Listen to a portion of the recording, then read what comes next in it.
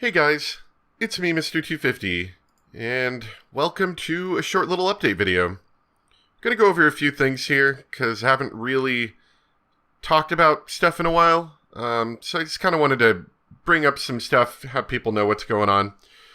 So, as most people know, I've dramatically slowed the number of uploads that I do, just in general.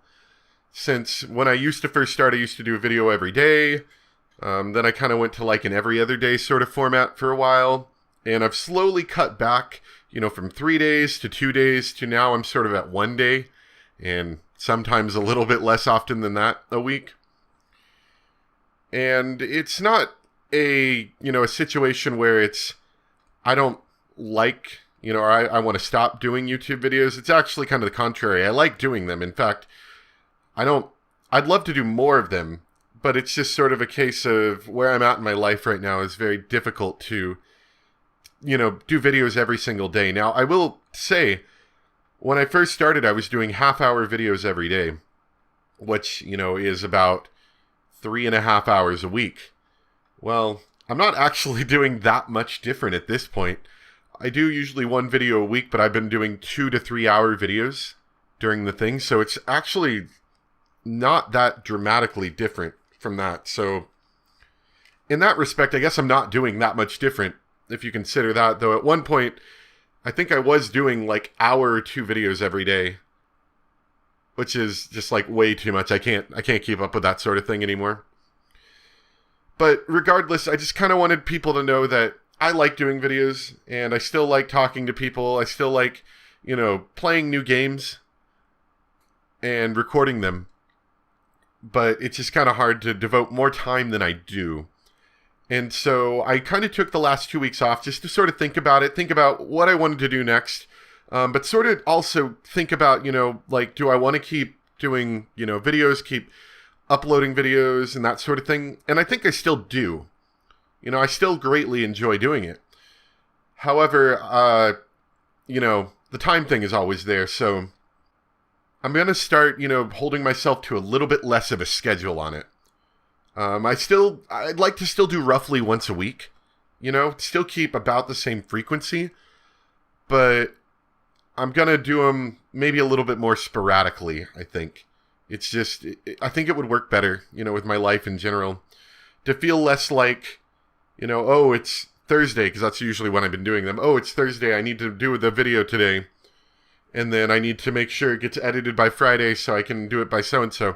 I'm going to do a little bit less of that. Just to kind of keep it a little bit less difficult to keep up with for me. And on that note, I know I've talked about streaming before, and I've done a little bit of it, and then I've kind of fallen off. I've done a little bit and kind of fallen off. Might try it again, just because it's,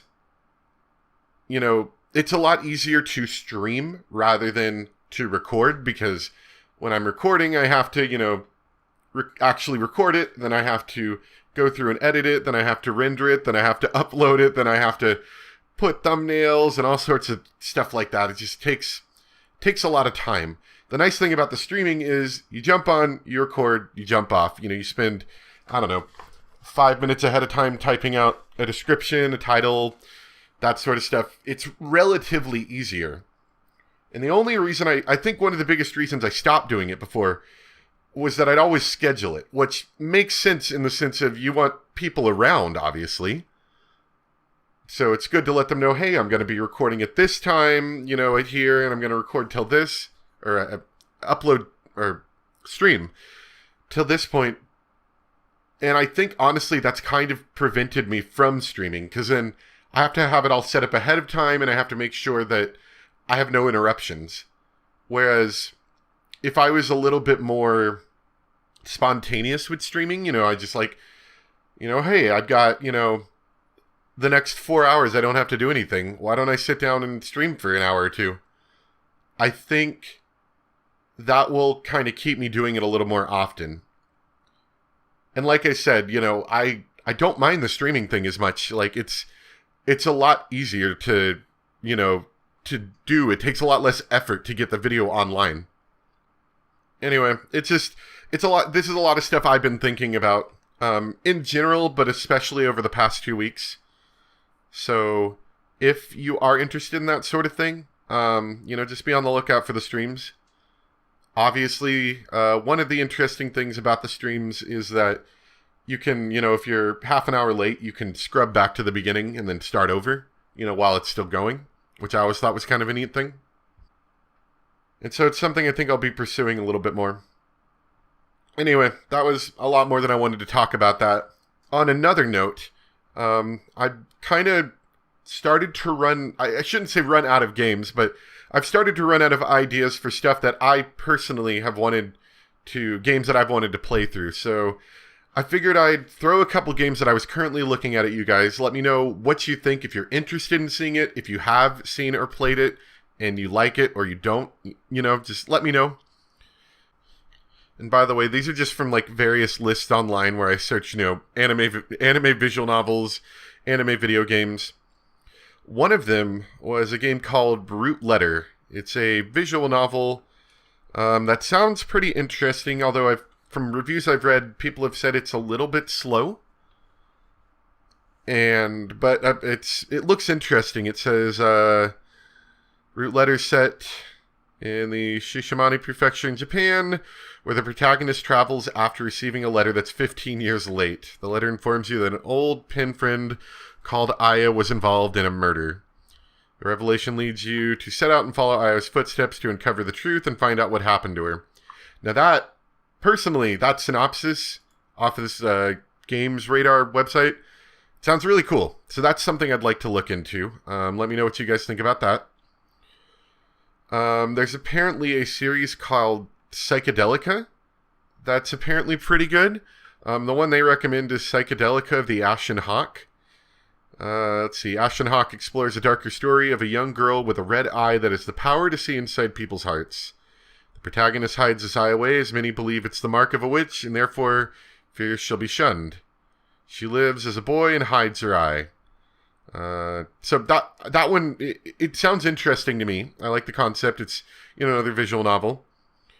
Let me know what you guys think of that one. Now, I did play the first of the Ace Attorney series, but I could keep playing, and in fact, one kind of neat thing is that I can get those on Steam now, which would have, like, upgraded graphics and, other things like that. Does it have voice acting? Hold on. No, it doesn't look like it has voice acting, I don't think, but that's still kind of a cool one. So let me know, if you guys are interested in that. I would say that's kind of like a no-brainer, because that's all, everyone knows that those are good games. So that one wouldn't really be an issue, but, just let me know what you think of the other ones as well. On a slightly different note, the Wii exclusive Fragile Dreams Farewell Ruins of the Moon is apparently an interesting one. I've looked up some reviews on that, and people have said that it's I think it's like an interesting setting, and there's some definitely good things in the game, but apparently the combat's like a little clunky. I'm kind of interested in that. However, I will say, unlike most of these other games that are going for like 15 or 20 or 30 bucks, this one is a Wii game, so it's used Wii game, and I think the lowest I saw it was like $42, $45.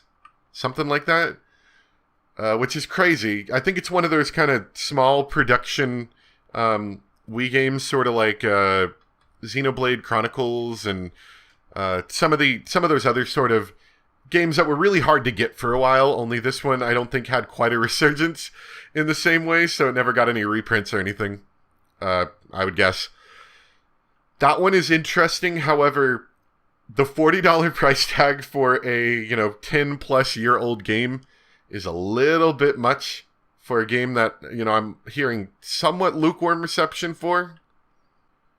And those are most of the visual novels that I was kind of looking at, visual novels / anime games. There were a couple others. I do like JRPGs, as some of you probably know. Some of the other ones I was looking at was the Ni no Kunai series. I think that's a JRPG. I think I have a copy of that for my PS3, but my PS3 died, and I'm not 100% interested in in reviving it just to, to be able to play that. But that being said, it is on Steam now, so I wouldn't mind, rebuying it for that. And finally, one thing I've actually been looking at for quite a while is the Atelier, Atelier series. It appears to me to be sort of in the, Tales kind of style, though I may be a little bit wrong about that. But it actually, and it looks really nice. I don't know if the story's great on it, although most of the reviews seem to say pretty good things, so let me know in general about all of these games if, like I said, you either are interested in seeing them or you have seen or played them and you like them or don't like them.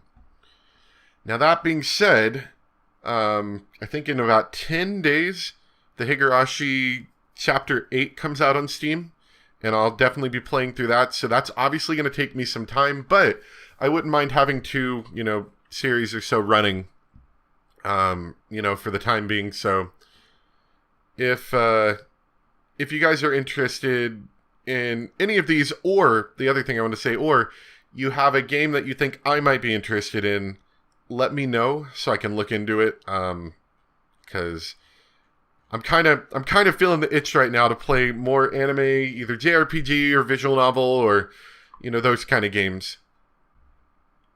Something with a really, interesting story to kind of pull you in.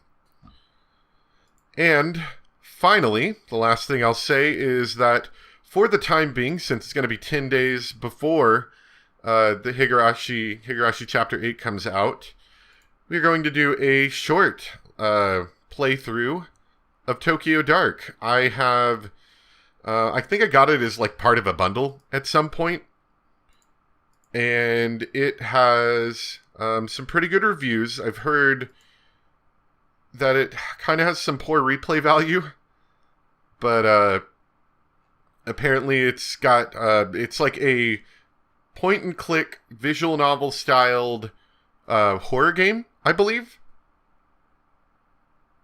And to be honest, I've kind of been interested in playing it for a while, but I kept holding it off just in case I ever wanted to, record it. So I'm going to actually go and start recording it in just a bit. But to kind of recap on everything, like I said, I'm still enjoying making videos, so don't worry.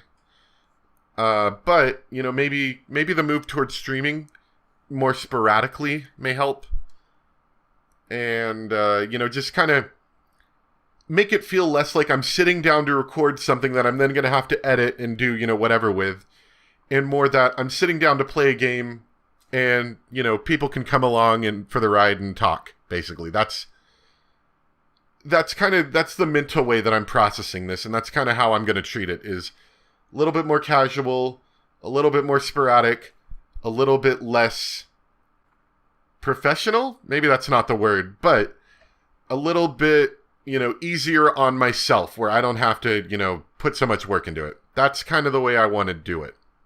And I hope you guys are still enjoying so far. I know it's been, very different over the years, but I do appreciate everyone who still watches, still comments, and still, in general, just kind of sticks around. It means a lot.